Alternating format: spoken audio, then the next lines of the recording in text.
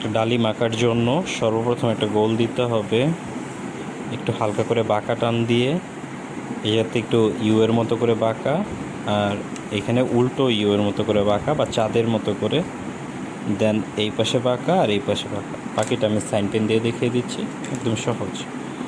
ডালিম এবং পেয়ারার ড্রয়িংটা মোটামুটি সেম, একই রকম,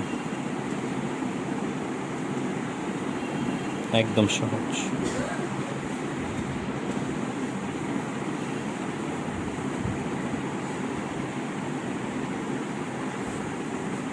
ডালিমের পাতা মূলত একটু চিকন হয়।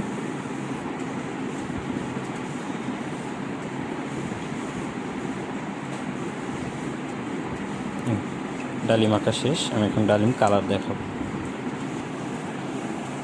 ডালিম কালার করার জন্য সর্বপ্রথম আমরা ডান পাশে নিচের এই দিকটাতে একটু রেড কালার দিয়ে বর্ডার করি।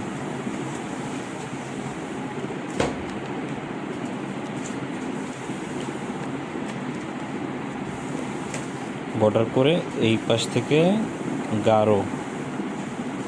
গাঢ় থেকে উপরের দিকে আস্তে আস্তে হালকা,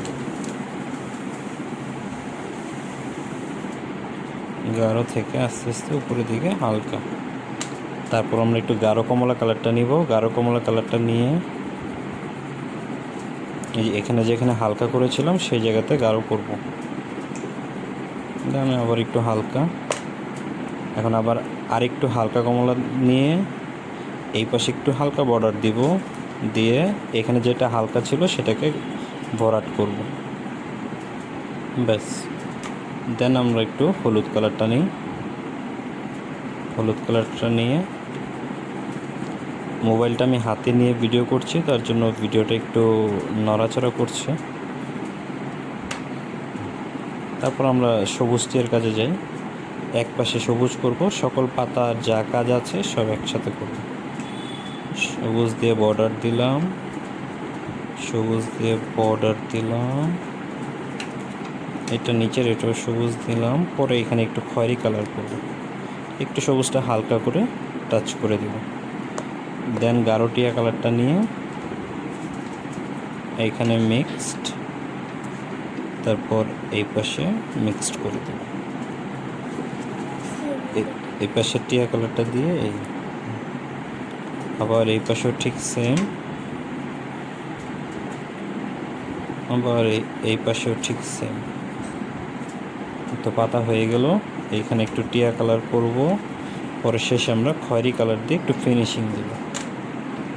জাস্ট ডার্ক খয়েরি কালার যেটা আছে এটা দিয়ে কিছু কিছু জায়গায় একটু দাগ দিয়ে দেব। এটা ভিতরের ওই পাশের অংশ, তার জন্য একটু খয়েরি কালার দিয়ে দিলাম।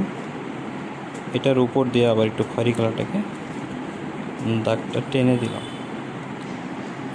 একদম ডান পাশের এই সাইডটাতে হালকা একটু ডার্ক করে দিলাম, তাহলে এই সাইডটা ডার্ক সুন্দর দেখা যাবে।